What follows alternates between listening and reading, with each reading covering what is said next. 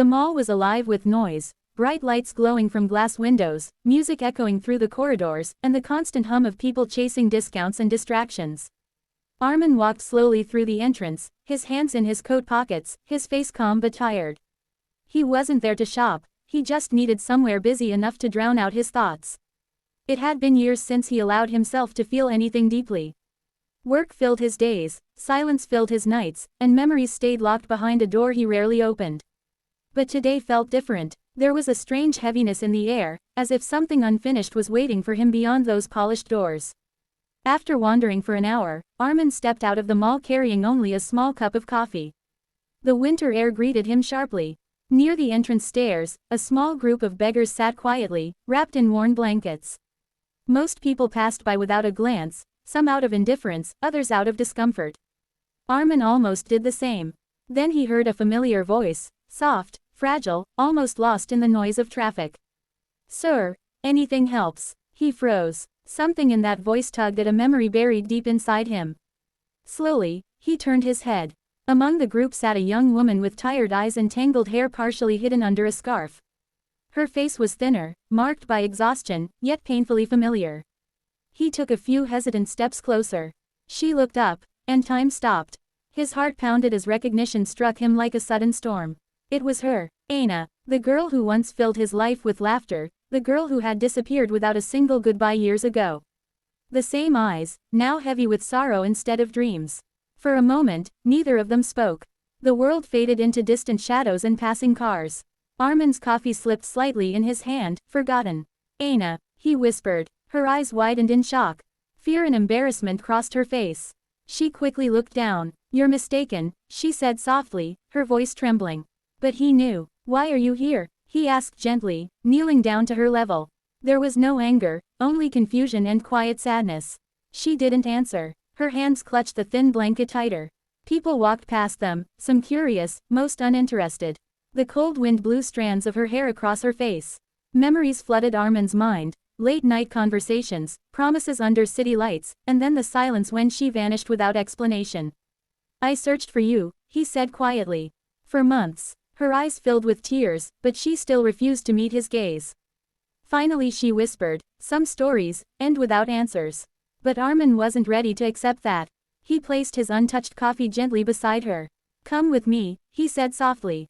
"Let's talk somewhere warm." She hesitated, torn between pride and exhaustion. The world rushed around them, unaware that two broken pasts had just collided again at the cold steps of a crowded mall. After a long moment, Aina slowly stood. Each movement carried the weight of years she wanted to forget. Armin walked beside her quietly, not asking questions yet. The mall cafe was warm and bright, the smell of fresh coffee and baked bread wrapped around them like a comforting blanket. People glanced at Aina's worn clothes, but Armin ignored the stares. He guided her to a quiet corner table near the window. She sat carefully, her hands folded tightly in her lap, eyes fixed on the table. A waiter approached uncertainly, but Armin calmly ordered hot tea, soup, and bread. When the food arrived, Aina stared at it for a moment before slowly taking a bite. Her hands trembled slightly. Armin felt a deep ache. The girl who once laughed over desserts was now eating like she hadn't seen a proper meal in days. For a while, they sat in silence. Outside the window, people moved quickly, their lives untouched by the heavy moment unfolding at that small table. Finally Armin spoke. "You disappeared. One day you were there, and the next day you were gone." She stopped eating. Tears filled her eyes. "I didn't have a choice." He waited patiently. "My father lost everything," she said after a pause. "His business collapsed. We had dangerous debts. People came to our house threatening us. I didn't want you involved. I thought if I left quietly, you would be safe." Armin listened carefully, relief that she hadn't stopped loving him mixed with pain that she suffered alone. "What happened after that?" he asked softly. "We moved constantly," she said. "I worked wherever I could, cleaning, washing dishes, just to survive. When my father passed away last year, everything fell apart." Her voice broke. "I had nowhere left to go." Armin felt his throat tighten. "Why didn't you contact me?" She looked at him, eyes full of regret. "Because I was ashamed. You deserved a normal life, not this broken version of me." The words hung heavy between them. "You were never a burden," he said quietly.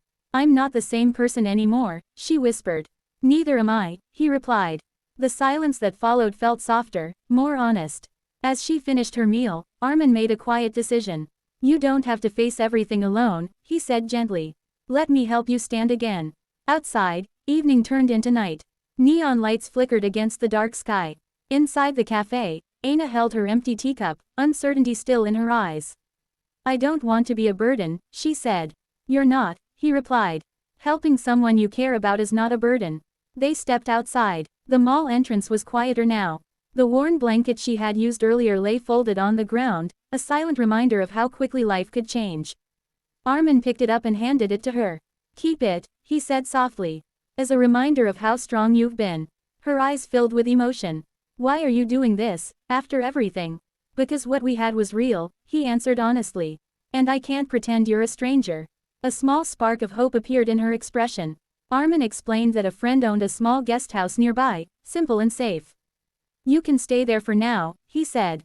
No pressure. She hesitated, pride battling exhaustion. Finally she nodded. Just for a few days. That's enough, he said.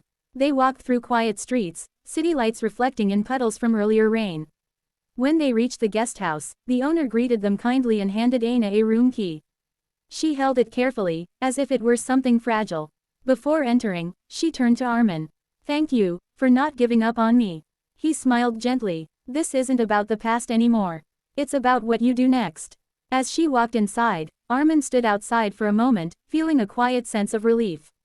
He didn't know where their story would lead, friends, strangers, or something more, but he knew one thing. That night wasn't just about finding someone who had been lost. It was about giving both of them a chance to start again, not as the people they used to be, but as stronger versions of themselves, ready to face whatever came next with honesty, courage, and a fragile but growing hope.